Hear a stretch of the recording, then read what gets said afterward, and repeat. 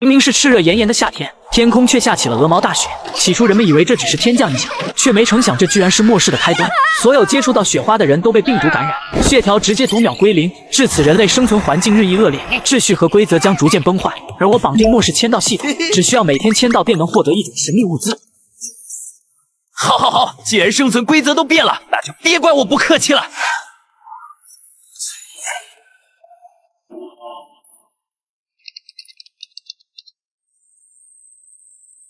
张一，我怀孕了。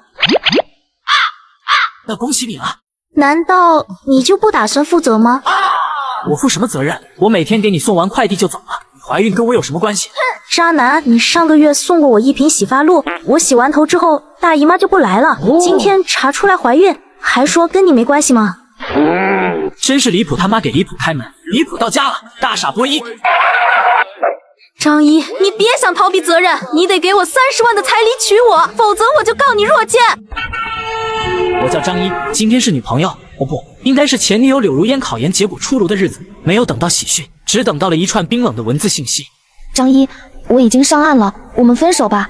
你应该知道，我们已经不是一个世界的人了。虽然这样对你有些残忍，毕竟我这些年考研都是你在花钱供我，但我也付出了几年青春啊。我们扯平了，以后我们不要再联系了，就这样。终究是一个人扛下了所有。你怕马扛个屁，都是老子扛的。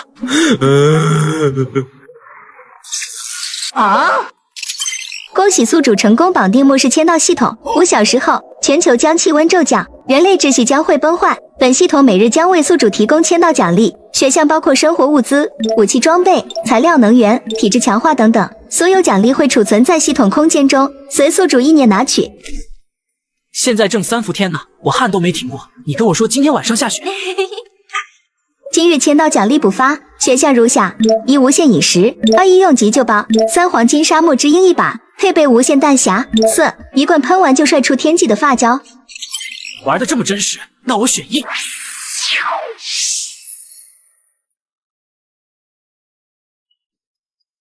什么味儿这是？你笑什么？要是肚子饿了，记得过来找我。他把我当成什么了？大街上卖艺的吗？为了口吃的就去找他，不带这么羞辱人的啊！死送快递的，你说什么？快给我下来！沈婉月和她老公自诩是社会精英，平时就看不起我。现在老子拥有末世每日签到系统，以后有的是机会收拾你们。既然是极寒末世，待会儿得把羽绒服、后背褥什么的先找出来。死送快递的，你给我说清楚，刚才那话什么意思？滚出来！没完没了了，这是。张一，你就是个废物、垃圾，社会上怎么有你这种该死的渣子？我要去找物业投诉，再不滚出来道歉，我让你没脸在小区里面住下去。怎么了，小月？你怎么在敲张一家的门？哼，老公，这个死送快递的竟然调戏我，我要让他住不下去。妈的，这小子找死是吧？小叶，你放心，我一定让他。臭屌丝，你给老娘解释清楚，你刚才那句话什么意思？不然我今天跟你没完。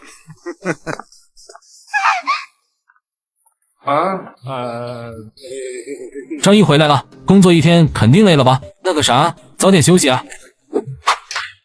哼，怂蛋玩意儿！老公，你跑什么？你没看到他刚才那样，做错了事还敢凶我们？你拿他判了吗？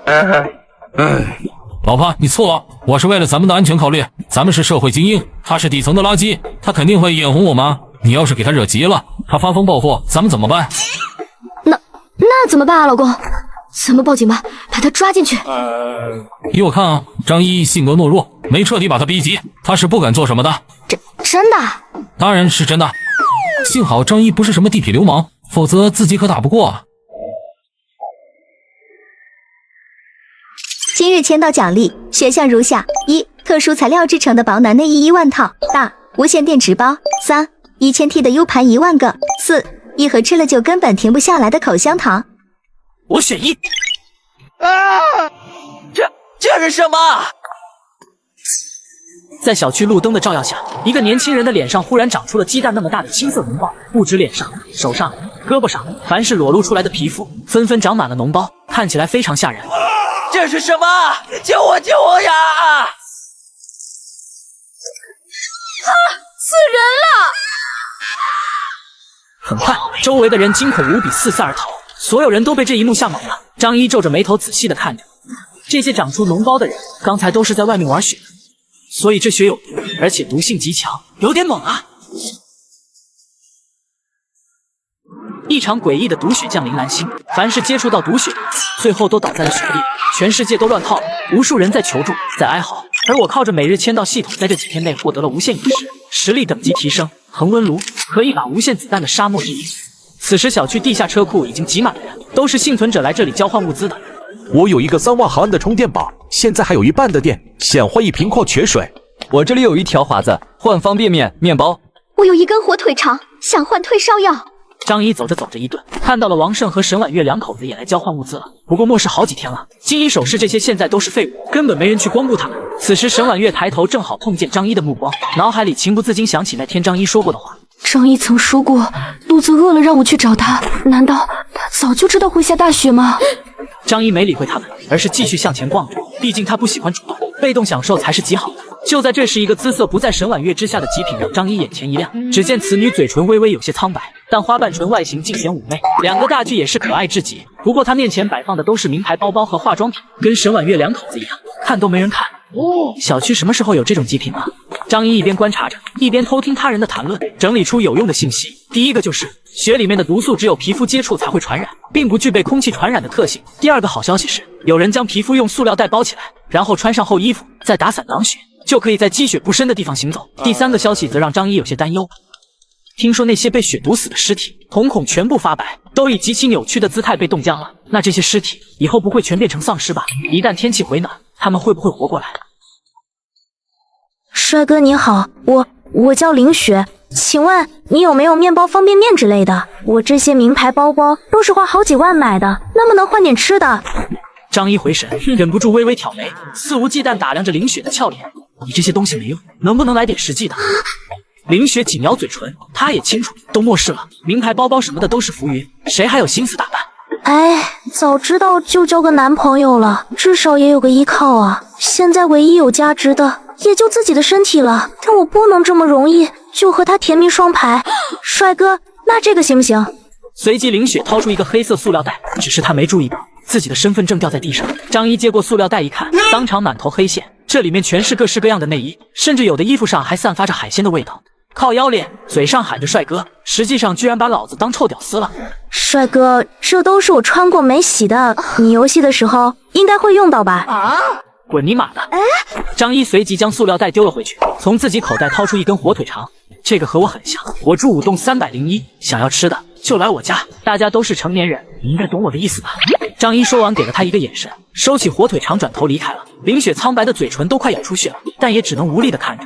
如果是末世前，这样的臭屌丝我看都不会看一眼，没想到末世一来，臭屌丝居然让我去陪他，我到底是去还是去呢？张一继续闲逛没2分钟，突然7栋的安全通道冲出了3个大汉，冲进人群就是无差别砍杀和掠夺，所有人都开始慌乱的四散而逃。林雪见情况不对，连地上的名牌包包、身份证都来不及收，就朝家里跑去。王胜拉着沈婉月狂奔，很快就被拥挤的人群撞倒。老公，我腿麻了，快来背我！王胜回身刚想拉他起来，可抬头见那几人已经朝这边冲了过来，咬咬牙说道：“老婆，你等等我，我去找人帮忙。”见状，沈婉月惊了，她做梦也没想到新婚丈夫会把她丢下，眼看歹徒要冲过来了，直接把她吓得原地响应。张一见到后，立马冲过来将她搀扶起来，这可是自己的猎物，现在就剧中的话有点太可惜。跟我走。抬头寻找天。大哥们，我真的没有吃的了，求你们放过我吧。谁说没有吃的了？你不是还有海鲜吗？海鲜，海鲜，我要吃海鲜。很快，地下车库的人都跑光了，地上也倒下的7、8、9具尸体。大哥，牛逼啊！这一招果然有效，这次抢来的食物足够咱们吃个2、3天了。不要高兴得太早，这些人肯定不敢出来了。再想弄到食物，只能想办法破门了。走，咱们先回去。这时，另一个小弟忽然拿着一张身份证，满脸坏笑的跑了过来。老大，我发现了好东西哦！哦，好美的女人，这可是证件照，妥妥的极品啊！老大，我都好几天没开车了，这个极品，到时一定要让小弟给他喝点饮料。不急，咱们先把吃的弄回去，到时候一家一家打上去，迟早会碰上的。而且这小区的新鲜鲍鱼可不少，咱们哥仨能吃得遍。此时，张一和沈婉月把安全通道的大门堵住，才一起回到5栋3楼。王胜，你给我开门！你个胆小鬼，你居然有脸丢下你老婆一个人跑回家了！你给我开门呐！躲在屋里瑟瑟发抖的王胜听到老婆的声音，颤颤巍巍地通过猫眼看出去，瞧见只有张一和妻子2个人，才终于壮起胆子开门。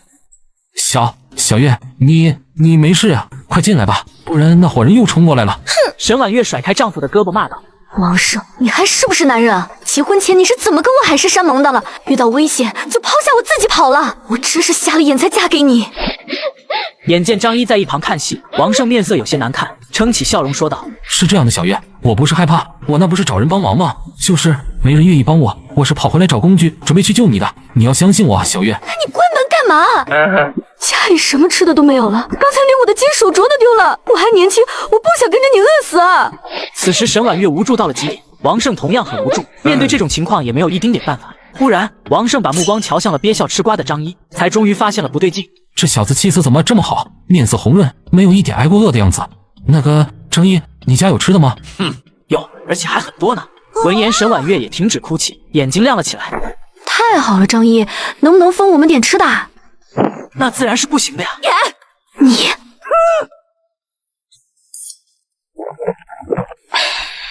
冬天喝冰阔乐也是很爽的嘛。王胜2口子眼珠子都要瞪出来了，早就干巴巴的嘴里都流出了口水。张一，你看哈，咱们都是邻居，俗话说远亲不如近邻吗？只要你愿意分我们一点，等灾难过去了，我安排你进我公司怎么样？1个月给你6000，不8000。傻波一。张一，你看这样行不行？我们愿意花钱买1瓶水100，只要是能吃的，我们都花10倍的价格买，行不行？你也是个傻波一。那要怎么样你才愿意分我们一点吃的？这样吧，我家里这几天乱七八糟的，缺个女人帮我收拾一下，我可以雇佣嫂子做我的女仆，早上8点到晚上8点来我家上班，专门伺候我的饮食起居。薪资嘛，我给嫂子管1日3餐，并且允许嫂子每天带1块面包和1瓶矿泉水回家，怎么样？张一，你也太过分了！我凭什么给你收拾屋子？你也太瞧不起人了吧！大家都是成年人，他怎么想的？难道我还不知道吗？如果和张一孤男寡女共处一室，我整个人都会坏掉的。1日3餐，恐怕就变成2件事情了。张一，这事儿肯定是不行的。你看这样行不？我跟你嫂子一起帮你收拾屋子，绝对帮你收拾得干干净净。我家里不欢迎男人，如果你们不乐意就算了，等想好了再来找我。趁人之危的事我是不会做的。张一说完便关上房门，只留下王胜2人在风中凌乱。反正老子有的是吃喝，有的是时间陪你们慢慢熬。主人，屋子的卫生都打扫干净了，能给我点吃的吗？当然可以，不过我要求你必须跪着吃。只要能给我吃的，主人让我怎么吃我就怎么吃。主人不行的，这里可是很脆弱的。今天是极寒末世来临的第4天，此时外面的毒雪已经有2米多深，全是断水断电，粮食也越发的紧缺起来。此时张一在零上30度的房间内吃着火锅唱着歌，生活好不快活，仿佛这末世跟他1毛钱关系都没有。而隔壁的王胜2人在经过一顿大吵后，再度陷入了沉默，毕竟吵架也很耗费体力的。奇怪，我怎么闻到了火锅的香味？是幻觉吗？真是火锅的味道。2人本来就饿得前胸贴后背了，这下子受火锅味刺激更饿了。最终王胜确认味道是从张一家里传过来的，心里一下子活络了起来。老婆，要不你就去给张一打工吧。沈婉月瞪大了眼珠子，不可置信地看着自己的丈夫。王胜，你知道你在说什么吗？白天你丢下我自己逃命，晚上居然还要我去给张一打工，我会被玩坏的，你知道吗？唉。此时一股难言的失望和冰冷席卷沈婉月全身，让她连生气都不会了。嗨，你别激动，小月，你就只是帮他收拾屋子就行。如果张一敢对你不利，你大声呼救，我听到了，一定会冲进去救你的。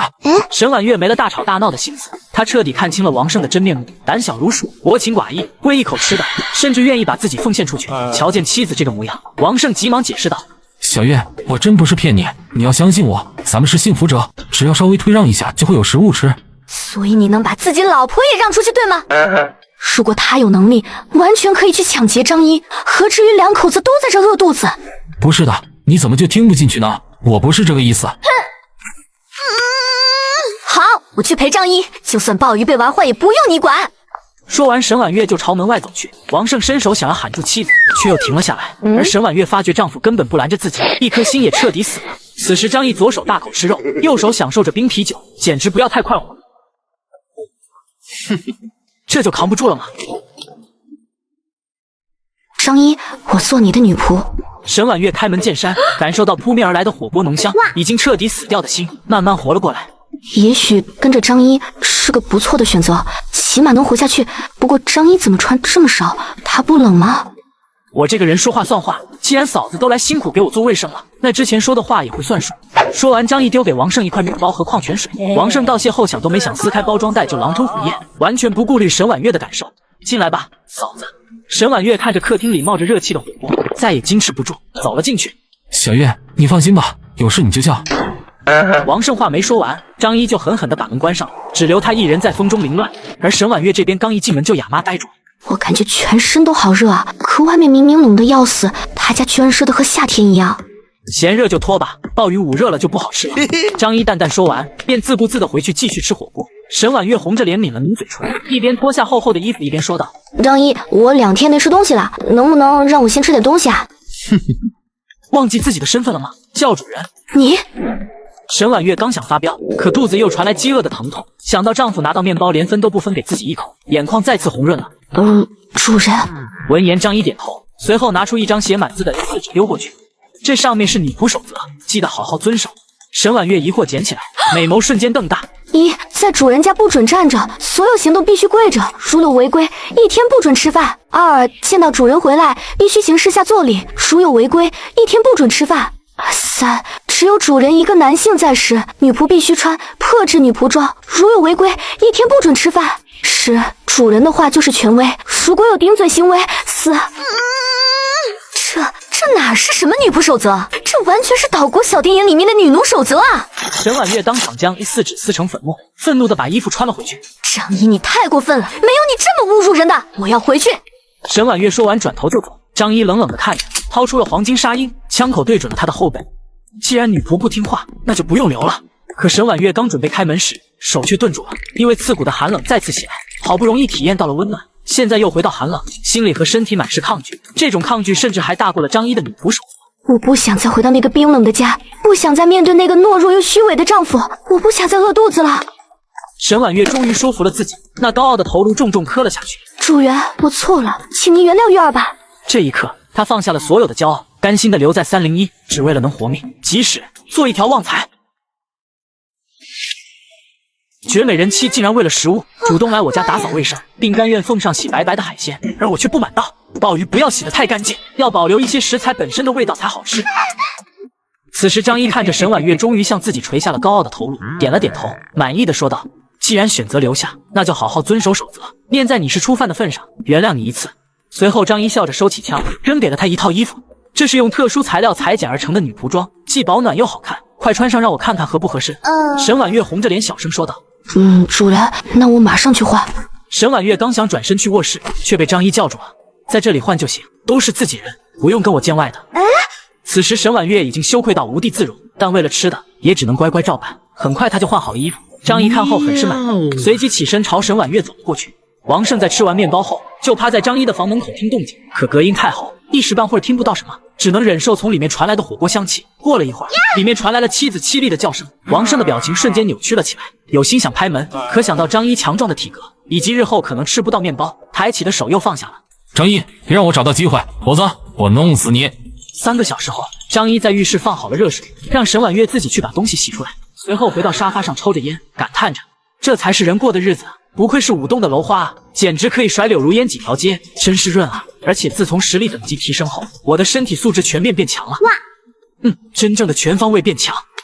等沈婉月洗好出来后，张一已经自己回房睡觉了，只留下餐桌上仅剩一点食物的火锅。他把剩下的都吃完了，连在他眼里根本没法入口的火锅汤都喝了大半，才终于感受到了久违的饱腹感。随后开始收拾起屋子，等全部收拾干净后，蜷缩在沙发边上，久久不能睡去。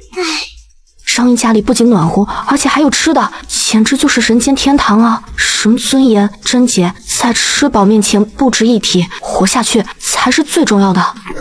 说来也奇怪，张一家的食物到底藏在哪儿呢？厨房、冰箱都是空的，难道放在卧室了吗？好在沈婉月没去张一的卧室，张一在回到卧室后就做了个简易的拉锁装置，擅自开门者必死。到了晚上12点，奖励准时发放。1. 可动力发电机。2. 战斗女仆功能开启。3. RPG 火箭弹发射器，配备1000枚火箭弹。4. 一双穿上就永远不会臭的袜子。靠腰脸，战斗女仆，这是什么勾搭玩意儿？我选择2。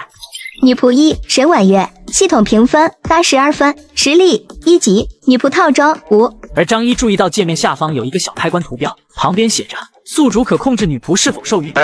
那还用想，肯定关着呀！我可不想当爹，那也就是说，以后无论怎么玩都不怕了。宿主现在的等级是6级，宿主可以通过与女仆一起种地的方式提升女仆等级。凭什么呀？凭什么女仆就能舒舒服服的躺着升级，老子还得依靠系统随机奖励？女仆的等级上限取决于宿主的等级上限，女仆只能有您的一半等级，也就是说，宿主现在6级，可以依靠辛苦勤劳最多把沈婉月提升到3级。那还差不多，这就很人性化了。张一越想越兴奋，随即就起身朝客厅走去。这一夜，王胜根本没法入睡，妻子的叫声宛如梦魇一般，在他脑海里盘旋个不停，想生气却又根本不敢发作，毕竟是他自己把妻子推向张一的。早上8点，王胜就敲响了张一的房门，随后房门打开，张一满面笑容的看着他。那个张一，我想问问小月还好吗？昨天在你这待了一夜，是不是该回去了？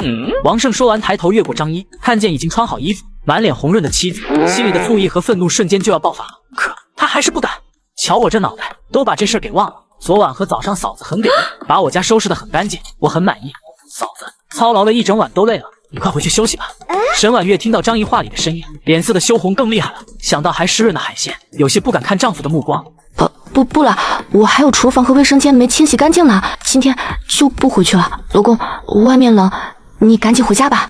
张一嘴角含笑，哎呦喂，这女仆很懂事嘛。王胜哪里不知道什么意思，一双眼睛狠狠地瞪着妻子，他很想爆发，可下一秒，张一已经丢出来一块面包和矿泉水，这是今天的。王胜的火气瞬间扑灭了大半，点头哈腰道：谢谢，既然没收拾完，那小月就继续忙吧，我就不打扰你们了。这一刻，王胜眼里只有食物和水。都想起了爱情。月儿小嫂子，今天给我做什么好吃的？主人，我给您做了个枸杞生蚝洋枪狗泡猪腰驴煲汤。什么汤？就是枸杞生蚝洋枪狗泡猪腰驴煲汤啊！你要干啥？我想试试你的极限啊！打发走王胜、张一二人回到屋内，沈婉月急忙遵守起女仆守则，跪在了地上。瞧见了吧，你丈夫过来根本不是为了你，只想要吃的。虽然心里有些难受，但却没有想象的那么难受。貌似我已经慢慢习惯待在张一这里了。此时吃完面包的王胜眼神狠辣无比，以他对妻子的了解，刚才那模样明显是早上沈婉月又飞起来了。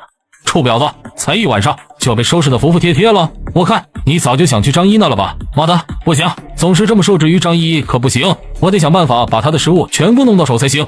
想到这里，王胜悄悄出了门。此时舞动的安全通道内来了不少本楼的幸存者，王胜看得心里发寒。整栋楼活人加起来居然还不到100人，看来其他人基本也都凉了。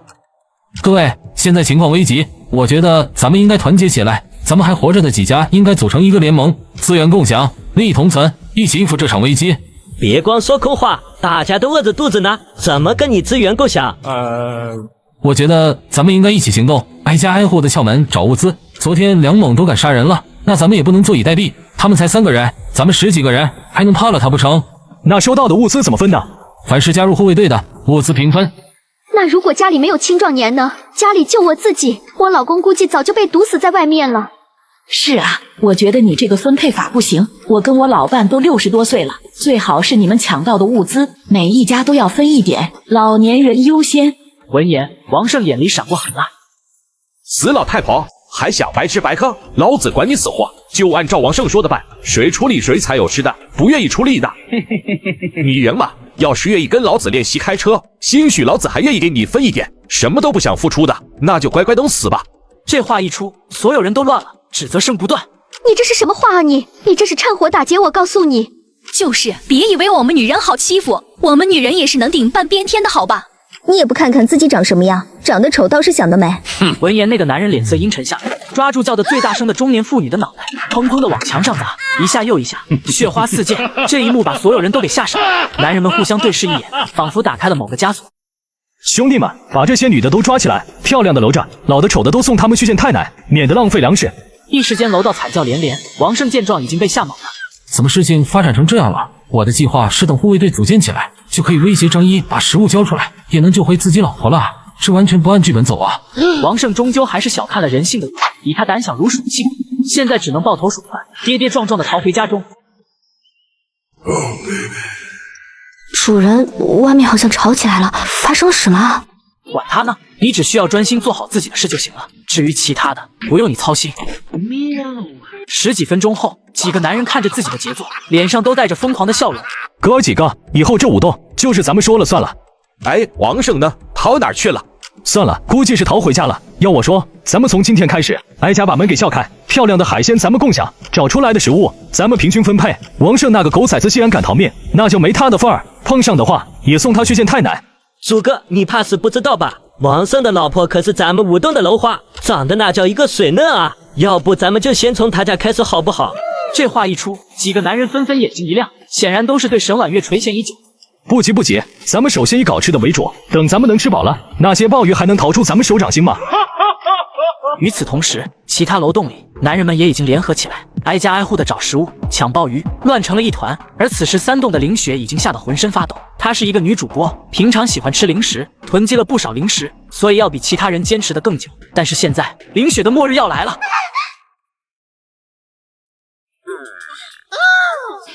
月儿嫂子，去把奶油擦一下吧。好的，主人。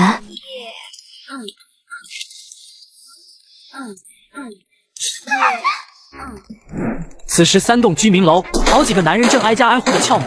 透过猫眼，林雪看到了401家的门被撬开，男的被活活打醒，女的则是被迫和他们玩起了游戏。林雪被吓得瑟瑟发抖。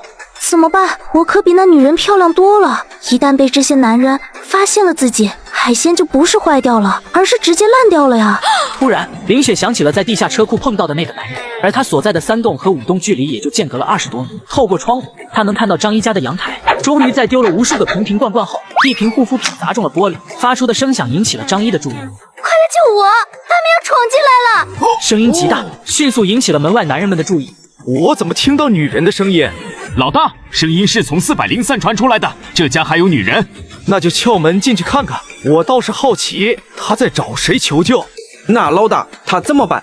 看着已经翻白眼、进气越来越少的女人，郑大军无奈道：“你们就不能悠着点吗？这以后能碰上的鲍鱼越来越少，全给你们玩死了，后面怎么办？”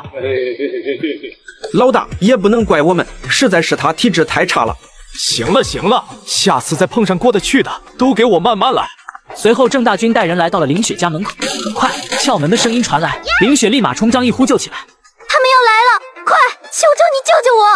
救你？你知道你会付出什么吗？现在情势危急，这个男人居然还有闲心调戏自己。只要你能救我，我做你女朋友。我不需要女朋友。那你想要啥？下一刻，穿着特制女仆装的沈婉月走过，又乖巧地跪在张一脚边。这一幕算是彻底给林雪看呆了。我靠，玩这么刺激的！我可以救你，代价就跟他一样。很快，门被撬开，郑大军带人迅速涌了进来，见到了趴在阳台求救的林雪，那完美的容颜和身材，看得所有人都兴奋了。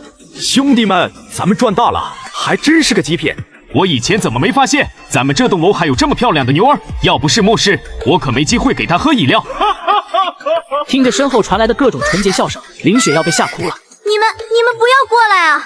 美女，老老实实给我们走吧。放心，哥哥们一定会好好对你的。林雪被吓得腿肚子发软，她根本不信这个男人的话。刚才401的那个姐姐叫得那么凄惨，肯定很痛很痛。心里绝望不已的林雪终于大声喊道：“我愿意做你的狗！”跟着这个男人，也许只有他一个人玩。如果被楼里的这些男人得逞，那就不知道是多少人玩了，会烂掉的。沈婉月听见后微微撇嘴，谁是狗了？人家可是女仆，不过现在这日子跟狗也没什么区别了。你跟谁求救呢？郑大军疑惑，快速靠近林雪，就看见在对面楼里，一个男人越过两栋之间的空地，直冲403的阳台而来。我操！郑大军惊了，随后就被一只大脚踹飞了出去。张一安稳落地，心里也是微微惊讶，我才6级的实力就这么厉害了，系统牛逼啊！那可是20多米的距离，真空中飞人了嘿！此时艰难爬起来的郑大军看着自己这么多人又来了底气，小子想玩英雄救美的把戏，也不看看我们有多少人，哥儿几个捅死他！随着他一声令下，这些男人纷纷掏出菜刀、水果刀等工具，准备弄死张一。来得好，正想试试老子现在的破坏力有多强。张一不准备动用枪，抄起拳头就猛地轰向最近一人，这一拳力道极大，当场将他西瓜砸爆。林雪感受到脸上温热的鲜血，两眼一白就晕了过去。随后张一捡起对方的菜刀，对着他们冷笑起来：“各位，快递员来送你们归西了哟！快跑啊！”人群瞬间慌乱成一团，全部挤向门口。张一可不管你乱不乱，拎起菜刀开始暴杀，一刀下去，不是胳膊就是腿乱飞。不一会儿，林雪的家就成了人间炼狱。此时林雪看着倒在地上的3人，眼神从恐惧也慢慢转为坚定。我一定要活下去。走吧，回家。一进门，林雪就亚麻呆住了。餐桌上摆放着各种大餐，屋内干净整洁，最主要的是屋内居然很暖和。什么情况？这简直就是人间天堂啊！欢迎主人回家。一道甜的发力的声音传来，林雪这才看清沈婉月的面容。这个姐姐好美啊！这是新来的女仆，你带她熟悉规则，我不喜欢看你们犯错。说完，张一便自顾自地坐到餐桌上开始吃饭。好的，主人。沈婉月应了一声，眼前的林雪同样把她狠狠惊艳了一把。好漂亮的女人，身材气质竟然比我还好。一时间，沈婉月产生了一些危机感，自己必须得趁这个机会立威，不能让她抢夺了主人对我的喜爱。跟我来吧，先带你去浴室洗洗，主人喜欢吃干净没有味道的。说完就爬向浴室，林雪呆呆点头跟上，可刚走2步，沈婉月就停下，面色不善地盯着他。进了这个门就是主人的女仆，女仆守则第1条，没有主人的允许不准站着。林雪被对方的凌厉态度吓了一跳，有心想摔门而出，但却想到了刚才的遭遇以及张毅手里的枪。对不起。见状，张毅忍不住点点头，看来月女仆进步得很快啊，不愧是社会精英阶层，对新身份的适应很不错，值得嘉奖。浴室内，沈婉月帮林雪洗漱，林雪忍不住问道：“姐姐，这里为什么？”不该问的别问，要对主人有敬畏之心，否则死都不知道怎么死的。林雪沉默，她不理解对方到底是经历了什么，居然变成了这样。沈婉月看着林雪伟岸的身材，心里的危机感愈发强烈，下手也越来越重，差点给林雪疼晕过去。姐姐，你说我们什么时候才能得到救援？沈婉月忍不住叹了口气，这话以后别说了，我们遇见主人就已经是得到救援了。难道你还不清楚，我们这样的女人，如果没有主人的话，会有什么下场吗？林雪沉默，她自然清楚，半个小时前可是活生生在她眼前上演的。以后你就跟着我好好在这里生活，尊严、贞洁、三观什么的，就丢进马桶去吧。只要能活下去，比什么都重要。随后，沈婉月开始逐条讲述起女仆守则，听得林雪面红耳赤。半个小时后，穿着特制女仆装的林雪跟着沈婉月来到了屋里。主人，它洗好了，USB 接口也擦得很干净。闻言，张一抓起一头小猪丢在他面前，干得不错，赏你的。谢谢主人。哇！林雪看得有些羡慕，这可是末世啊，居然有热乎的烤猪可以吃，这简直太棒了。张一看向林雪，缓缓露出笑容，起身走了过去。女仆2，林雪，系统评分85分，当前实力1级，女仆套装5。张一看着系统面板以及床上脱水的林雪，忍不住满意点头。看来网络主播也不全是美颜滤镜和高科技人才嘛，还是有真材实料的。就比如纯天然的林雪，很热啊。此时5栋的一个房间内，朱峰等人开始分配抢来的物资。今天咱们的战绩相当不错，总共弄来了10包挂面、3大桶矿泉水、2条华子、14包方便面。众人很是欣喜，光是今天的收获就足够他们吃个2天饱饭了。除了物资，咱们还结交了20多个女性好朋友。晚上兄弟们都把充电线准备好，看看他们的 USB 接口好用不好用。这话一出，组成护卫队的10几个男人全部兴奋。这哪里是末世，这简直是天堂啊！老大，咱们什么时候去请王生的老婆过来做客？今天抓来的都没她漂亮啊，那可真是个极品。咱们早点抓来一起充电吗？上个月王胜结婚的时候，我还偷拍了好几张照片，那一晚我对着照片都颤抖好几次呢。老是听你们说，我都没见过，是不是真有这么漂亮？骗你干嘛？比电视上的女明星都不差的。那行，留几个兄弟看着这几个女人，其他人跟我下楼。月儿姐姐，主人最好的战绩是多久啊？大概是24小时吧。后来我昏过去了，他有没有继续我就不知道了。饭后，张一舒服地靠在沙发上享受着饭后甜点。来，主人吃葡萄。林雪一脸魅惑，用娇嫩的红唇含住一半，缓缓凑了过来。一旁沈婉月气得牙痒痒。烧蹄子，不是今天才第一次吗？这么熟练，真不愧是做主播的，各种魅惑手段拿出来，都把我比下去了。不行，再这样我就失宠了。想了想，沈婉月拿起桌上的酒杯，却不小心把酒瓶碰倒了下去。坏了！千钧一发之际，沈婉月闪电出手接住了酒瓶。这一幕发生的极快，但还是被张一察觉到了，嘴角露出一丝莫名的微笑。林雪赞叹道：“姐姐好快的反应啊！该死，你怎么不摔呢？这样主人就不喜欢你了。”沈婉月也是呆呆地看着自己的手，对自己的反应速度惊讶无比。什么情况这是？即使是末世前身体状态完好的情况下，我也没这个反应啊！主人，女仆差点犯错，请主人责罚。说完，俏脸红润的抬头，眼里满是渴望。你这责罚他正经吗？看来网上说的不错，征服一个男人就要征服他的胃，征服一个女人也要征服他的胃，只是两种方式不一样罢了。看来得去囤点蜡烛什么的了。随后，张一一本正经地说道：“发现了自己的变化了吗？”沈婉月回神，回想起自己的变化，貌似从下午开始，我就感觉到力气变大了许多，总是一不小心掰断了筷子，捏碎了茶杯，这是以前完全不可能发生的事啊！难道是主人赐予我的力量吗？只要你做好女仆的工作，力量自然就有了。好好努力吧。好的，主人，我一定会努力的。一旁林雪听得云里雾里的，她才刚加入，还没体会到力量的提升，只感觉两人跟个神棍似的，但是并不妨碍她撒娇。主人，人家也想要力量吗？张一被撩拨的不耐烦，正准备赐予他力量的时候，忽然门外传来急促的脚步声。穿好衣服，准备看戏。出乎张一的意料，门外的人并不是找他的。王胜，给老子开门，别躲在里面不出声，我知道你在家。听到声音，沈婉月才想起来自己还有个老公，心里一下子就复杂了起来。自己是不是有点太便宜了？居然在有老公的前提下，甘心给另一个男人当狗。随后，沈婉月抬手给了自己一巴掌。沈婉月，你都有主人了，竟然还想老公，你真该死啊！这一幕都给张一看愣了，心里忍不住夸赞道：“不愧是社会精英啊，对新工作的适应速度就是快。瞧瞧，他都彻底带入了黑。”此时302，又饿又怕的王胜在听到敲门声后，腿肚子彻底哆嗦了起来。你们找错人了，我不是王胜啊！门外的朱峰等人听到后一愣，随即爆发了哄堂大笑。以前怎么没发现王胜居然这么幽默？哎呦，我肚子都要笑疼了。朱峰也是笑了好久，再次重重拍门。别躲了，王胜，开门吧，咱们聊聊。你要是再不开，那就别怪我们不客气了。哥儿几个准备撬门。一听到撬门，王胜更怕了，立即说道：“别撬，我开。”公司高管就这，随便吓唬两句就怂了，真是白瞎了那么漂亮的老婆。几位大哥，找我有什么事？你老婆呢？我们想和她做个朋友，然后你加入我们，每天给你半块面包和半瓶矿泉水做报酬，你看行不行？闻言，王胜心里气坏了。让我帮你们撬门抢东西，还跟我老婆做朋友，一天就给我半块面包，就没有你这么黑的呀？人家张一和我老婆做朋友，起码啥也不让我做，还能给一整块面包呢。大哥，不是我不乐意，实在是我老婆她不在家啊。闻言，朱峰失去了耐心，抽出背后的钢管，就朝王胜狠狠砸下。